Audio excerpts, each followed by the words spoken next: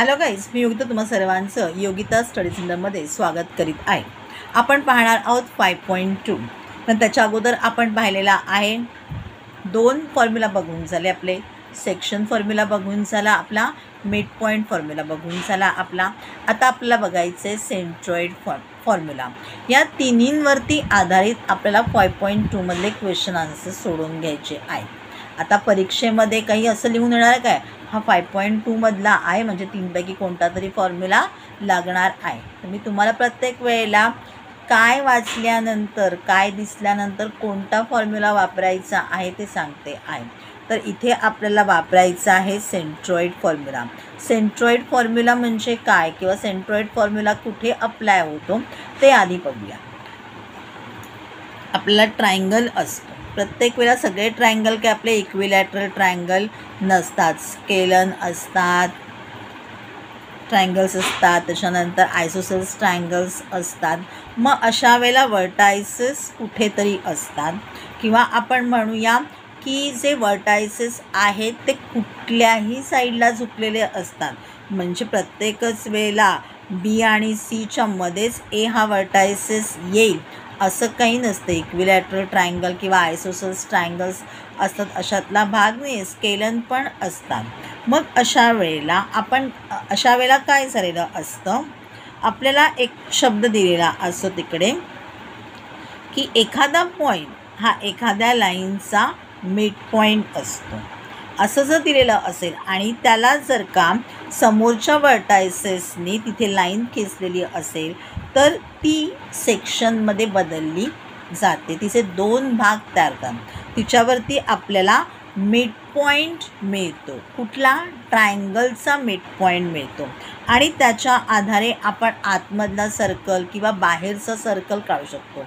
आतमधला सर्कल ज्या वेळेला आपण काढतो तेव्हा ह्या ज्या लाईन्स आहेत त्याला तो टच करतो आणि जेव्हा आउटर सर्कल काढतो तेव्हा सगळे वर्टायसेस जे आहेत त्याच्यामधून तो सर्कल जात असतो.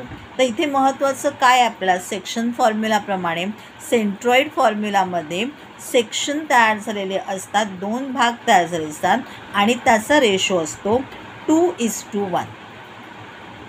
तसा रेशो असतो 2:1. तुमच्या मिड पॉईंट जिथे असतो, मिड पॉईंट सेंट्रॉइड पॉईंट जो आहे तो आहे 1 आणि समोरच्या साईडच्या पॉईंटचा वर्टायसेस आणि तुमचा हा सेंट्रॉइड याच्यामधला जो लाईन आहे ती आहे 2:1 असा हा फॉर्म्युला असतो. असा हा सेक्शन तयार झालेला असतो. आपण नेहमी सेंट्रॉइड जो आहे तो कसा दाखवतो, सेंट्रॉइड पॉईंट जो आहे तो कसा दाखवतो, तर तो जीने दाखवतो. नेहमी त्या शब्दाला आपण त्या पॉईंटला जी हे नाव देतो. तुमचे कुठलेही पॉईंट्स असू देत चालतात, पण सेंट्रॉइडला आपण काय नाव देतो, जी दाखवतो. जी असेल तर तुम्ही समजायचं आहे सेंट्रॉइड.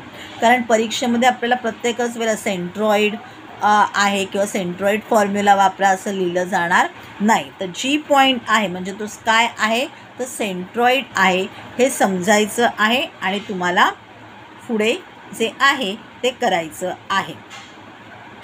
जसं मी तुम्हाला म्हणाली की डी जो आहे तो मिड पॉईंट आहे आणि एडी जी आहे ती मीडियन आहे. त्यामुळे तयार झालेला जो आहे तो सेंट्रॉइड, त्याच्यावरती एडी या मीडियनवरती सेंट्रॉइड पॉईंट मिळालेला आहे आणि त्याच्या आधारे 2 सेक्शन्स त्याचे तयार झालेले आहेत. ते आहे 2:1. तर आता आपल्याला सेंट्रॉइड फॉर्म्युला बघायचा आहे. आता मी तुम्हाला सांगितलं की वर्टायसेस आहेत, मीडियन आहे, मिड पॉईंट आहे आणि ते सगळ्याच्या मध्ये आपला सेंट्रॉइड फॉर्म्युला मिळतो आहे. सोपं लक्षात ठेवायचं आहे की जर का त्याचा एक्स कॉर्डिनेट काढायचा आहे आपल्याला तर काय करायचे, सगळे जेवढे एक्सचे कॉर्डिनेट्स आहेत प्रत्येक वर्टायसेसचे त्याची प्लस करा, डिवायडेड बाय 3 करा. म्हणजेच काय, तर x1 x2 plus x3 divided by 3. Y coordinate काढायचा असेल एखाद्याचा तर y1 y2 y3 प्लस करा, त्याची सम करा, डिवायडेड बाय 3. आपल्याला वायचा वाय कॉर्डिनेट मिळून जाईल, त्या पॉईंटचा वाय कोऑर्डिनेट आपल्याला मिळून जाईल. हाच आहे आपला सेंट्रॉइड फॉर्म्युला. आता मी तुम्हाला सांगितलं की शब्द कोणते बघायचे आहेत, मग कोणता फॉर्म्युला लावायचा आहे.